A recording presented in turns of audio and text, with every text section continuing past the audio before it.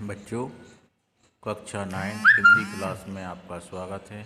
मैं Arvind Kumar Soni, GRB inter college Rath से। आज हम आपको जयशंकर प्रसाद का पुनर्मिलन पढ़ाने जा रहे हैं। ये आपके कोर्स का 6वां पाठ है, जयशंकर प्रसाद पुनर्मिलन। इसमें उस समय का वर्णन किया गया है जब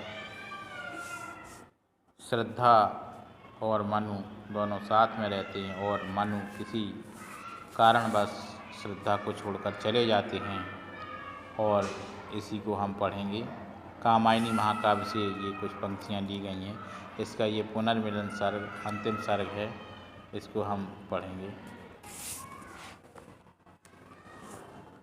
चौंक उठी अपने विचार से, कुछ दूरागत ध्वनि सुनती, इस निस्तब्ध निशा में कोई चली आ रही है कहती, अरे बता दो दया कर कहाँ प्रवासी है मेरा, उसी बावले से मिलने को डाल रही हूँ मैं फेरा।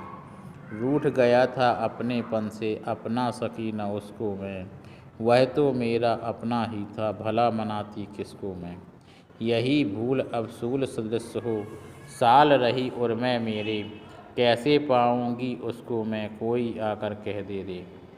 इड़ा उठी दिख पड़ा राजपथ, धुंधली सी छाया चलती, वाणी में थी करुण वेदना, वह पुकार जैसे जलती।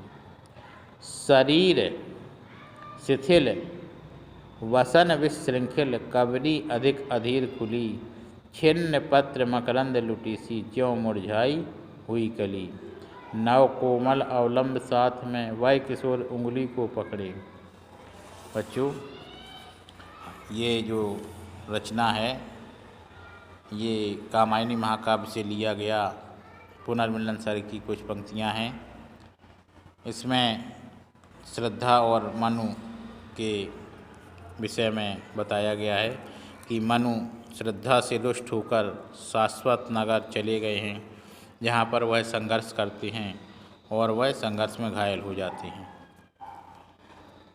उनकी इस स्थिति का स्वप्न जैसे ही श्रद्धा देखती है, श्रद्धा मनु को ढूंढने निकल चली जाती है और मनु को खोजते खोजते वो वहाँ पर पहुँच पड़ती है जहाँ से ये वर्णन है। क्योंकि मनु को वह मनाने का प्रयास नहीं करती और मनु जो उसके पति हैं वह उसको छोड़कर चले जाते हैं और घायल हो जाते हैं। इसी का जैसे ही वह सपना देखती है वह उसे खोजने निकल पड़ती है। चौंक उठी अपने विचार से, कुछ दूरागत ध्वनि सुनती है। श्रद्धा मनु को खोजती हुई जा रही है। रात का समय है, एकांत निर्जन वन है, विचारों में वह डूबी हुई चली जा रही है। और यहाँ पर इणा अपने विचारों में डूबी हुई बैठी हुई है, क्योंकि उसे मनु घायल अवस्था में मिल जाती हैं और वह उन्हें एक मंडप के नीचे लिटा देती है और अपने विचार में डूबी हुई बैठ जाती है। ये अचानक क्या है, क्योंकि प्रलय की बात का समय है। ठीक है। अचानक दूर से आती हुई आवाज़ को सुनकर वह चौंक पड़ती है और सोचने लगती है, इस निस्तब्ध निशा में, इस शांत रात्रि में, इस शब्द विहीन सुनसान रात्रि में कौन है जो यह कहता हुआ चला आ रहा है। यह किसकी आवाज़ है कि अरे बता दो मुझे दया कर कहाँ प्रवासी है मेरा। कह रही है मुझे कोई ये दया करके बता दे कि मेरा प्रवासी, मेरा पति कहाँ पर है, मेरा प्रीतम जो विदेश गया हुआ था कहाँ पर है। उसी पगले से मिलने के लिए मैं यहाँ पर चक्कर काट रही हूँ। भाषा खड़ी बोली का प्रयोग किया गया है। वियोग श्रृंगार का यहाँ पर वर्णन है।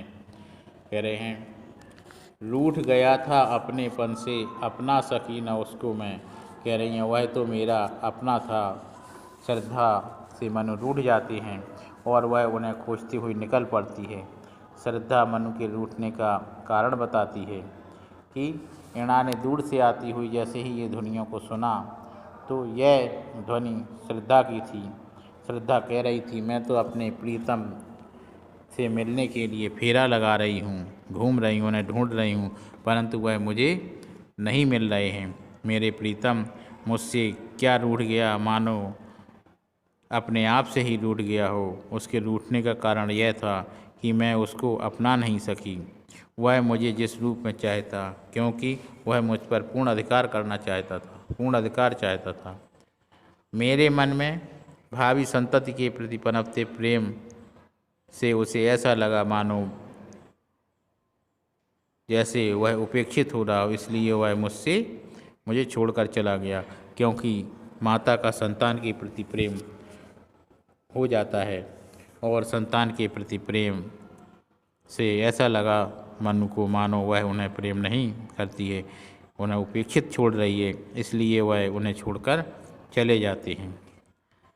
फिर कहती है कि यही भूल अब सूल सदस्य हो, साल रही है उल में मेरे।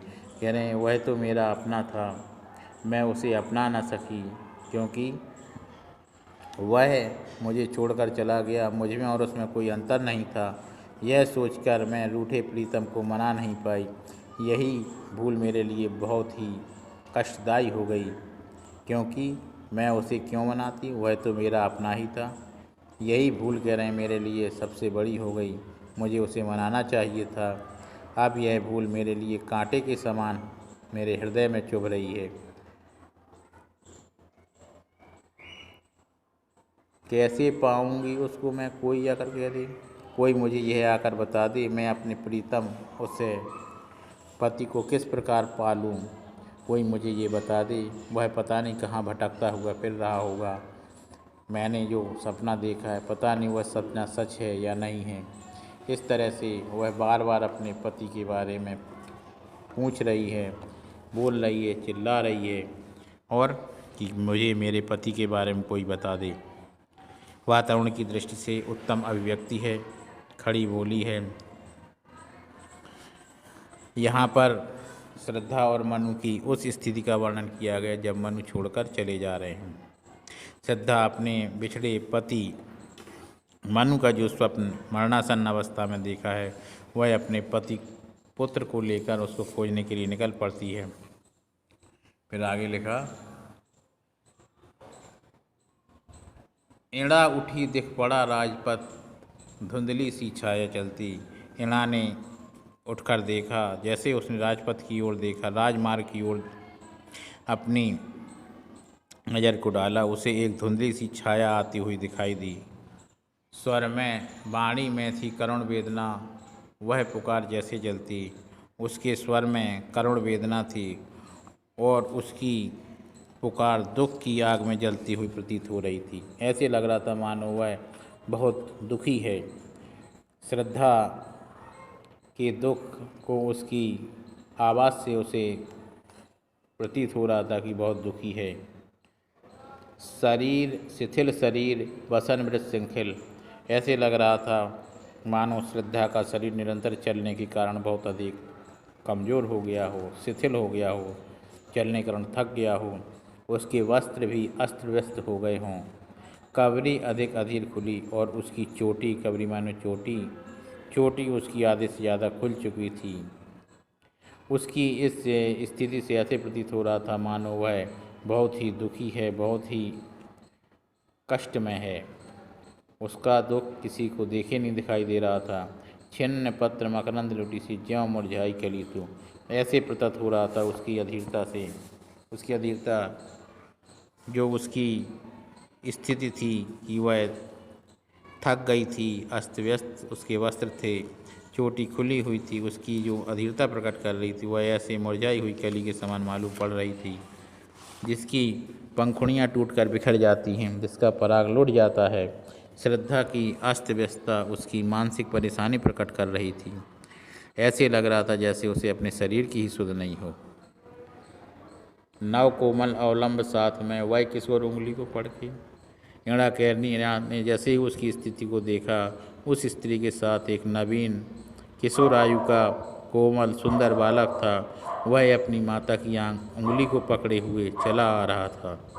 शांत और ध्यान मूर्ति के समान वह अपनी माता का एकमात्र आधार था और अपनी माता की उंगली को वह कसकर पकड़े हुए था। थके हुए थे दोनों माँ बेटे पथिक। यहाँ पर मनु की उस अस्त व्यस्तता का चित्रण किया गया है। पुत्र का मानो को प्रेम श्रद्धा का एकमात्र आधार बताया गया है। पति के बिछड़ने पर भी पुत्र के प्रेम को स्पष्ट दिखाया गया है। यहाँ पर हम ये कह सकते हैं कि इन पंक्तियों में लेखक ने बहुत ही शानदार साहित्यिक खड़ी बोली का प्रयोग किया है। करुण और श्रृंगार रस का यहाँ पर समावेश देखने को मिलता है।